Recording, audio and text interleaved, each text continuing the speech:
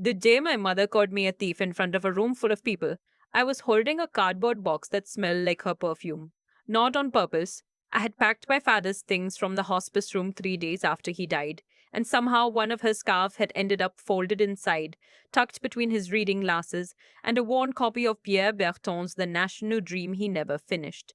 I found out later she'd slipped it in herself, planted it.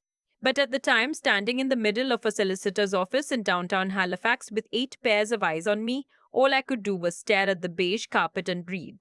She took his things before we could even go through them. My mother said, to the lawyer, not to me. That's the kind of person she is.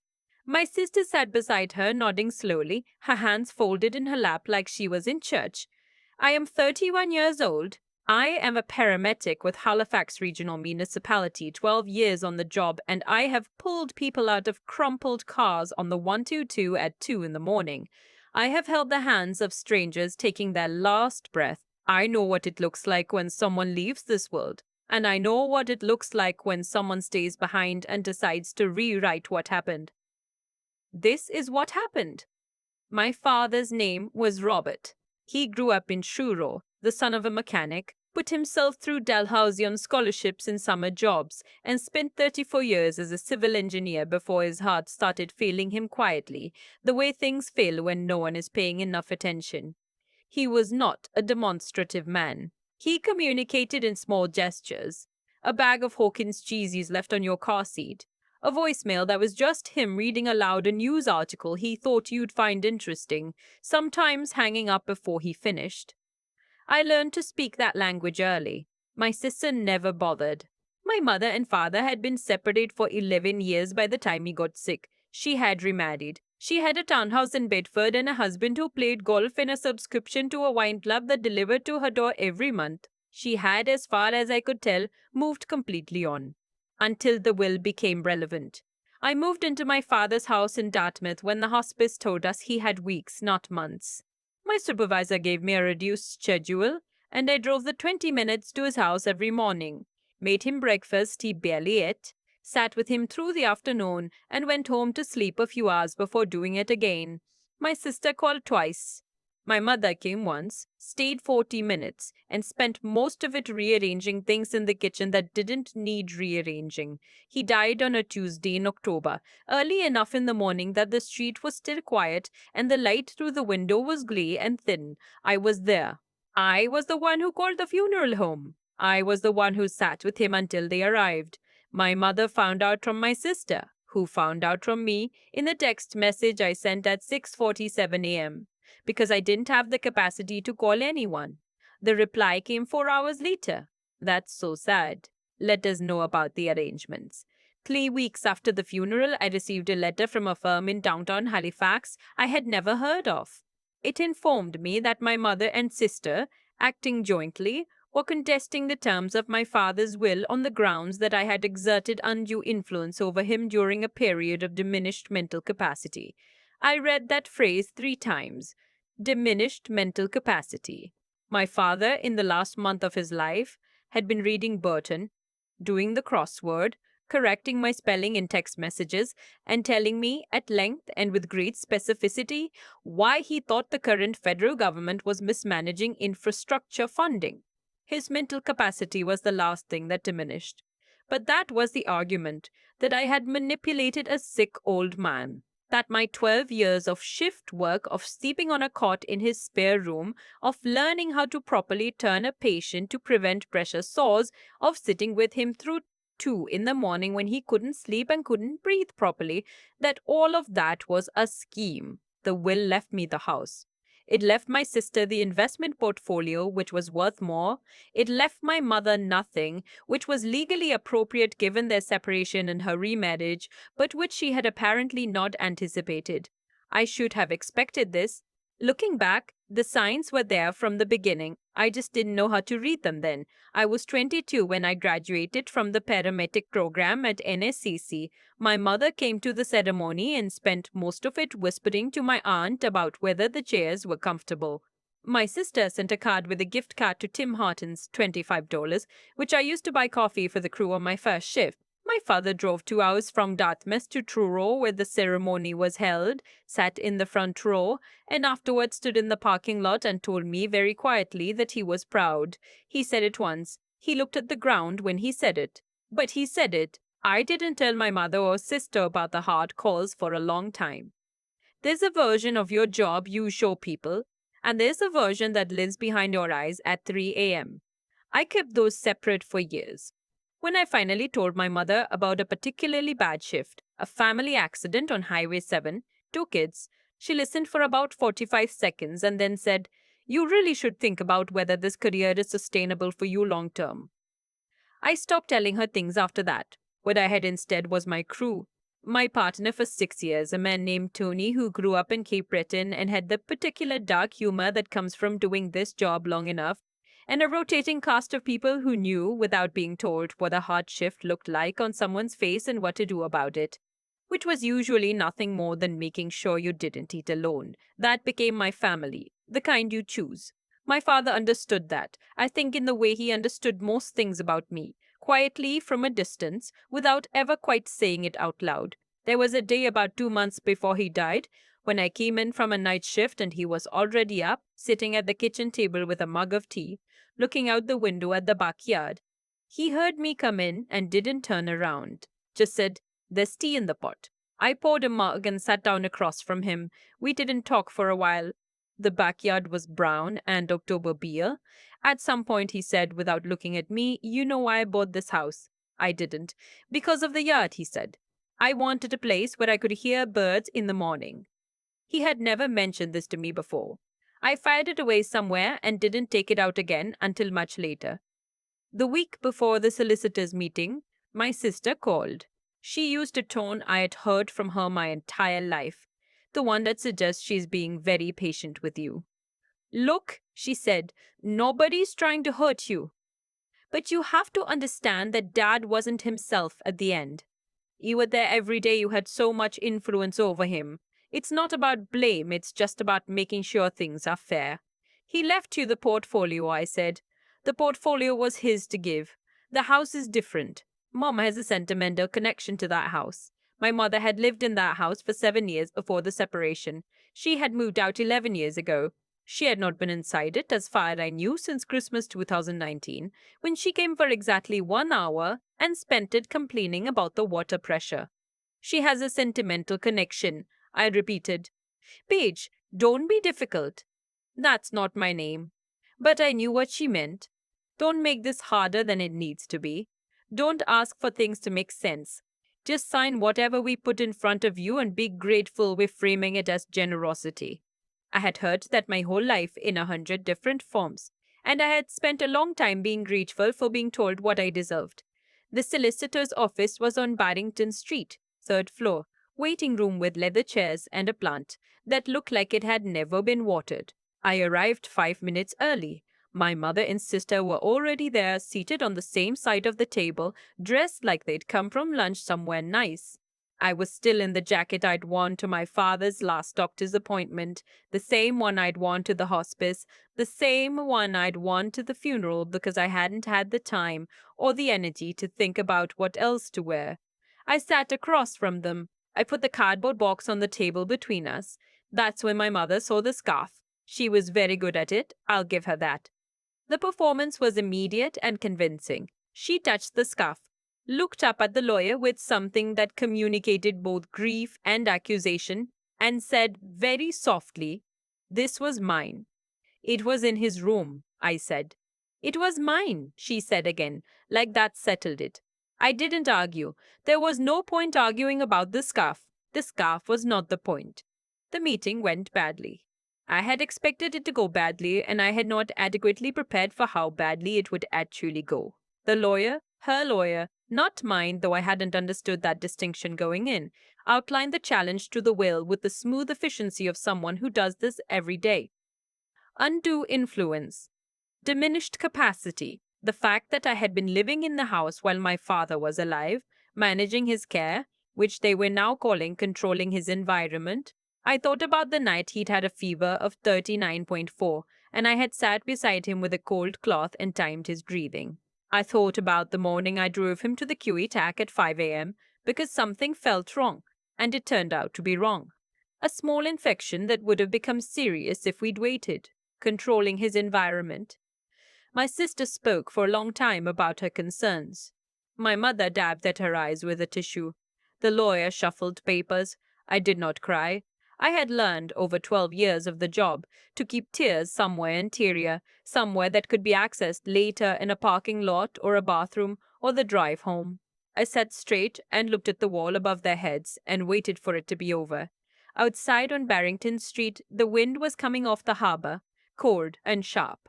I stood on the sidewalk for a moment with the cardboard box under my arm, and I thought about my father at the kitchen table looking at the backyard, telling me about birds. I called my union rep that afternoon. Her name was Beverly. She was 62 years old. She'd been a paramedic for 25 years before moving to the administrative side. And she had exactly zero patience for nonsense. She listened to me for 10 minutes without interrupting.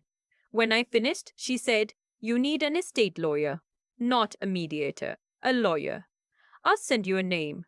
The name she sent me was Annette Chow, downtown Halifax. Small office above a Vietnamese restaurant on Gottingen. The kind of space where the filing system is visible and the coffee is instant, and everything smells slightly like foo, which I came to find deeply comforting over the months that followed. Annette looked at the will, looked at the medical records I had kept. I had kept them because I'm a paramedic and I document things the way I breathe, automatically. Looked at every text message and voicemail and pharmacy receipt and discharge note from the QE that and said, they've got nothing, but they're going to make it unpleasant. She was right on both counts. The months between that meeting and the court date were the longest of my career in terms of not sleeping. I worked my shifts, came home, went through documents with Annette, answered questions from the opposing counsel, and tried to remember what it felt like to have a day when no one needed anything from me. My sister sent emails that were just barely civil. My mother stopped making any contact at all, which was in some ways easier. Tony, my partner, noticed I was running on fumes somewhere around month 2 and started showing up at the station with extra food, making enough for both of us and never mentioning it. His wife sent over a container of oatmeal cookies once with a note that said from Tony, but he won't admit it. I ate them in my car in the parking lot of a grocery store and cried for about 4 minutes and then went back to work. I found the letter in November. I had gone back to my father's house, my house technically, though it didn't feel that way yet, to pick up some papers Annette needed. I was in his study, which I had not really touched since September, and I was going through the filing cabinet in the corner, the grey metal one that looked like it had come from a government surplus sale in 1987 and probably had. Third drawer, behind a folder of old tax returns. A white envelope with my name on it, handwritten. He had not been a letter writer. I don't think I had ever received anything handwritten from him in my life, not a birthday card, not a note. This was 4 pages in a hand I recognized from grocery lists and crossword margins, small and slanted to the right. I sat down on the floor of the study and read it. He had written it 8 months before he died, before the hospice, before the worst of it. He wrote about the house. He wrote that he had bought it not because he could afford it exactly, but because he had wanted something to leave me. He wrote that he had known for a long time that my sister and my mother had each other, had always had each other, and that I had never quite had that, and that he understood it was partly his fault, the quiet, the distance.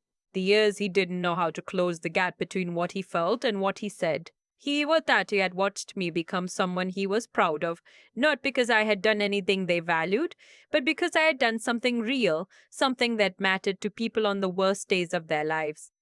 He wrote that he was sorry he hadn't said it sooner. He wrote it plainly, without decoration, in the same voice he used to leave voicemails. At the end he wrote, "The birds are loud in the morning here. I hope you get to hear them." I sat on the floor of that study for a long time. Annette submitted the letter as evidence. The opposing counsel objected. The judge admitted it anyway. The hearing was in February. I wore my uniform, not to make a statement, just because I had come directly from a shift and hadn't had time to change, which maybe was a statement after all. My mother and sister sat on one side, their lawyer between them. I sat beside Annette, who had brought three bankers' boxes of documentation and a calm that I tried to borrow some of. Their lawyer made the argument about undue influence with great confidence. He showed a chart of my visits to the house, which Annette had prepared. I recognized the format and tried to use it to suggest I had isolated my father from his family. Annette pointed out, with the particular patience of someone who has been doing this for 20 years, that my father had made independent contact with both his daughter and his former spouse on multiple documented occasions during the same period, that his physician had noted no cognitive decline at any assessment, and that the letter had been written and notarized 8 months before his death, well outside any window of alleged influence. Then she called the hospice social worker, a woman named Ruth who had been assigned to my father's case in his final weeks. Ruth had also worked with him on his advanced care directive, the documentation of his wishes around his final months. She testified that he had been clear, consistent, and oriented at every meeting. She testified that he had spoken about his daughter, meaning me, with what she described as evident pride, and that he had spoken about the house explicitly, about his intention, about wanting to know it would be looked after by someone who would hear the birds in the morning. She had not been told to say that. Annette had simply asked her what she remembered, and that was what she remembered. My mother's expression when Ruth said that was the first crack I had seen in the performance. The judge didn't take long. He found no evidence of undue influence, no evidence of diminished capacity, and considerable evidence of a man who had made his wishes clear and documented over a period of years. The will stood. The house was mine. I did not look at my mother when the ruling came. I looked at the window, at the grey Halifax February outside, at the bare trees in the parking lot, and the ordinary Tuesday afternoon that had somehow become the day. Everything changed. My mother left without speaking to me. My sister paused at the door, opened her mouth, and then closed it again. I think she was going to say something about moving forward, about family, about bygones. I'm glad she didn't. I don't think I had anything left for that conversation. Annette packed up her banker's boxes and said, "Good, now go home." I went to the house on a Thursday. The backyard was still winter bare. The garden I had never tended and didn't know how to tend. The fence that needed painting. The deck boards that had been soft for 2 years and should have been replaced. I stood in the kitchen with a mug of tea looking out the window, the same window my father had looked out from, and I tried to hear what he heard. It was February. There were no birds, but the house was quiet in a way that felt different from empty. It felt like waiting, like something that had been holding its breath was finally allowed to exhale. I called Bev that evening, my union rep, the one who had sent me to Annette. She didn't say much. She asked if I was okay. I said I thought so. She said, "Good, then eat something and get some sleep," which is the most practical form of love I know. Tony texted around 9, heard it went well. "You good?" "Yeah," I wrote back. "I think so." "Cool. I made extra chili if you want it tomorrow." I didn't respond for a few minutes. Then I wrote, "Yeah, okay." That was enough. I started going to the house regularly after that. I didn't move in immediately. I needed time in between the verdict and the idea of it actually being mine, really mine, in the way that means you hang your things on the walls and buy groceries for the fridge and learn which floorboard creaks at 3 a.m. I went on weekends mostly. I sat in the kitchen. I made tea. I brought a spider plant, because Beverly at work had given me a clipping and said they were impossible to kill, and I needed to test that theory somewhere low stakes. The first Saturday in April, I heard them. I had the window open a crack because the morning was warming up finally. The first real warmth of a Canadian spring, the kind that makes you forgive the winter for what it cost you, and I was standing at the counter with my mug. And there they were. Chickadees, I think. Maybe sparrows. I don't know birds. My father would have known. I stood there and listened for a long time. My mother has not contacted me since the hearing. My sister sent a text in March, short and carefully worded, something about hoping I was well. I read it twice and then put my phone face down and thought about it for a few days. I haven't replied yet. I'm not sure I will. I'm not sure what there is to say that would be worth the effort of saying it.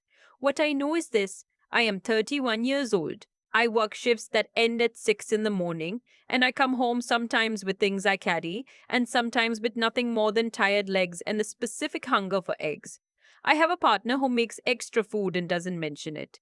I have a union rep who gives practical advice. I have a houseplant that is, so far, surviving. I have a house with a yard and a window that faces east. And in the morning, if the window is open, you can hear birds. My father was not a man who said things easily.